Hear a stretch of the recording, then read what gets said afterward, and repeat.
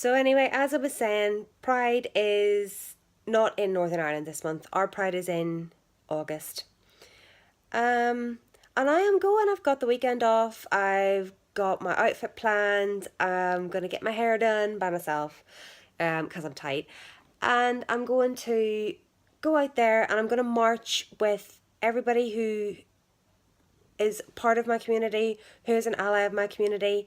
And I'm going to go out there and show people that I'm not afraid to be myself, that I'm not scared to stand up for myself and what I believe in. And, that just because we don't have the same beliefs as them doesn't mean that we don't deserve the same human rights as them. As you all know, probably if you've watched my channel at all, I'm bisexual. Probably overlapping slightly with pansexual. I mean, you've got to understand that as I'm always banging on about, nearly 36 this year. And when I was growing up, you didn't really have all the labels that you have nowadays. You had gay, or you had bi, or you had straight, and those were essentially your choices. There wasn't all of this talk of like fluidity and they them pronouns and pansexual and transsexual and you know by non-binary and says how it wasn't a term. They're just all the various gender specifics and non-specifics. They weren't a thing when I was young, and I think it's really amazing now that there is all these things, because there's so much more. I mean, there's some people out there who are like, oh, why would you want to label yourself? But labels can be useful. They can help you to relate to the people around you in the way that you feel and the way that they feel. um and they can help you to discover how you want to define yourself.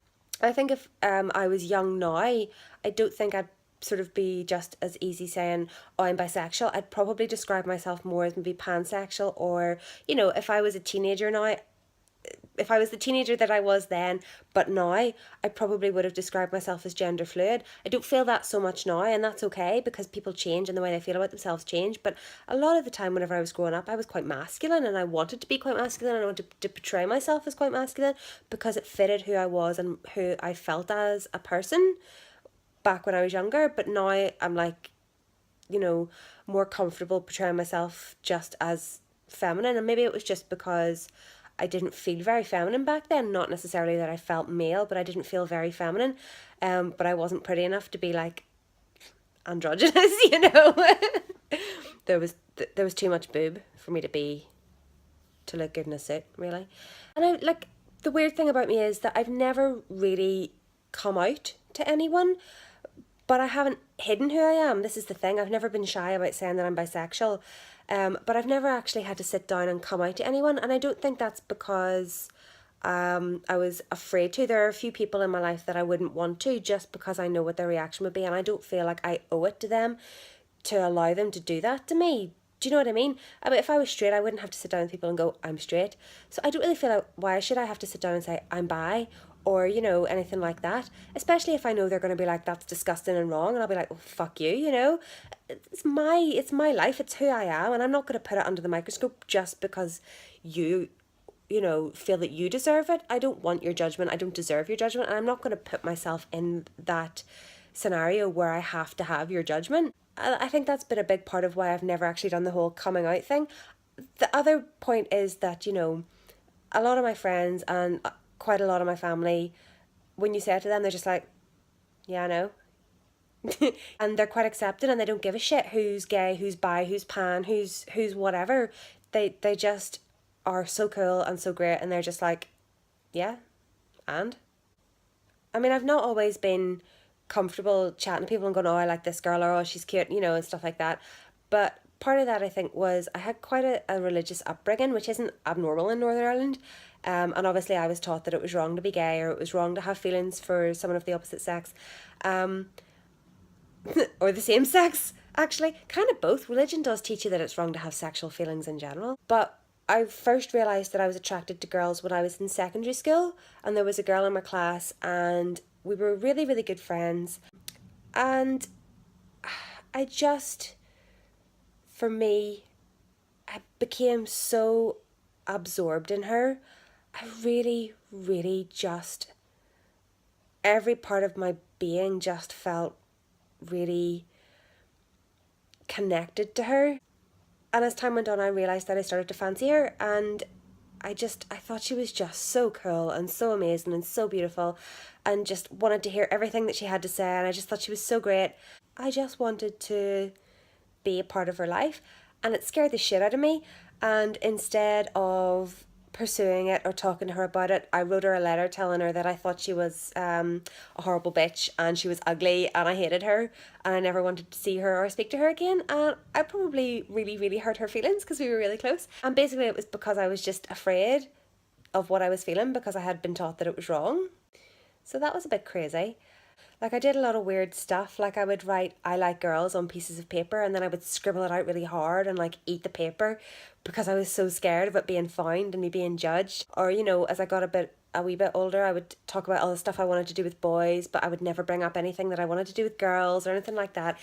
Even though a lot of my friends probably wouldn't have given a shit, but I was just so afraid to reveal that side of myself. And that's part of why I feel that religion can actually be really damaging when you're younger, because it confines you so much and it makes you feel so wrong in yourself. And I'm not saying that every religious person is like that. I'm really, really not. It's just my experience of a religious upbringing. It really suffocated me and I felt really bad. And I know for a fact that there's people who would still be really religious and who would still know me and they would be like, well, you're going to hell. Do you know what? If I go to hell, I go to hell. I have to be who I am. And you can believe that it's a product of Satan if you want to, but that's your belief, that's your choice. All I can do is what's right for me. And like being a bisexual person kind of has a lot of detrimental effects from both sides of the different communities, from the LGBT plus community and from the straight community. Do you know what I mean? If I say to, not every guy, but there's been times when I've said to guys, oh, I'm bisexual, and their instant reaction is like, oh, do you want to have a threesome? Or, oh, can I watch you have sex with a girl? I've even been asked by girls, can I have sex with you and my boyfriend watch? And I'm like, no, because that's not what I'm into. I'm not saying that there aren't bisexuals out there that aren't into that, but if you are, that's your choice. But you can't just expect bisexuals to be into these sorts of things. That's fucked up. What the hell? And then you get a lot of girls who are just straight down the line lesbians who are like, I won't date a bisexual girl because, they're all like liars and they'll cheat on you and stuff like this. And that really pisses me off. No matter who I've dated throughout my life, I have always been 100% loyal.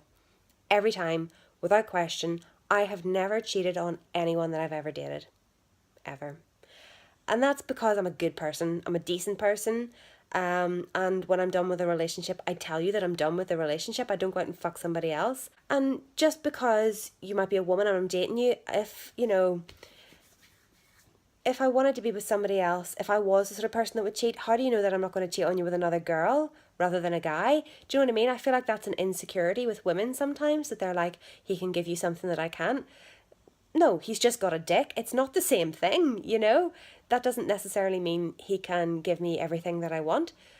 And if I'm with a guy, they're like, some guys are like, if you had sex with a girl, it wouldn't bother me because, basically they'd find it hot, or it's just with a woman, it doesn't count, or something like that. And that pisses me off just as much, because I'm like, don't undermine my feelings for, my ability to 100% be in a full-fledged relationship with either gender or sex just because it's hot to you.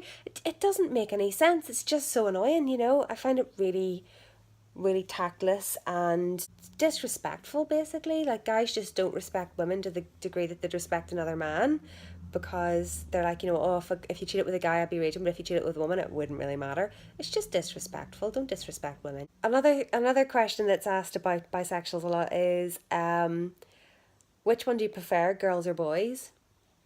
Do you know what? Sometimes it depends on the day. Sometimes it depends on how I'm feeling. Sometimes it depends on if I've watched a film with Carl Urban, because then I'll fancy him for like 2 months straight because he is so hot.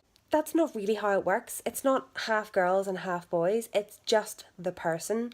I don't see it as a 50-50 split. I just see it as I could be equally attracted to boys or girls based on their personality, how much we've got in common, how much they make me laugh, and all those sorts of things. I just fancy who I fancy, which, to be honest with you, is hardly anyone ever, any of the time, because I'm also dead inside. I actually got told by a friend in work recently that apparently snails are both male and female, which I thought was really interesting. And I think she was telling me that, some of them can actually like reproduce themselves. I don't know if this is all true because, I can be quite gullible sometimes. I know from Jurassic Park, which is clearly a source of truth, that there are some frogs that can spontaneously switch from male to female in order to repopulate or procreate or whatever. No, maybe that's the same for snails. I don't know. I don't think it's all snails. I'm going to end up in a Wikipedia hole about snails tonight, aren't I? This is my life.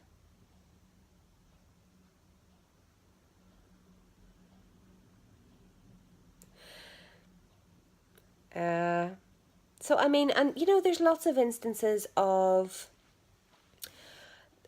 like, you know, gay behavior and bisexual behavior in the natural world, but there's only one real instance of overt homophobic behavior, and that's from humans. So I don't know if you're a homophobe, either educate yourself or stay the hell out of my way, basically. Um, Of course, as great as it is to be allowed to celebrate, there are places around the world that you're not allowed to do that. And even in countries where being gay, being lesbian, and stuff like that is all much more accepted, that doesn't necessarily mean that you yourself will be accepted, depending on your personal circumstances. Do just always be aware that your personal safety is the most important thing. If you're in a family that's going to beat the crap out of you for coming out, don't put yourself through that danger. Wait until you're old enough, start your life, and just leave it behind. You don't owe anybody anything just because they're your family. Just please remember that. Um, don't ever put your personal safety at risk. You must always, always, I believe, live an authentic life. Be who you are. Don't be ashamed of who you are, but don't ever put your personal safety on the line for the sake of it. It's not worth the risk. When I'm telling you now, you can find a new family. You can find people out there who will love you and accept you for who you are. I hope wherever you are, you're enjoying your Pride Month. Enjoy your Pride marches. Ginger butt. I won't be able to show you our Pride March until August, but I will probably film it. I'll show you my outfit and we'll talk about it all then again. Bye.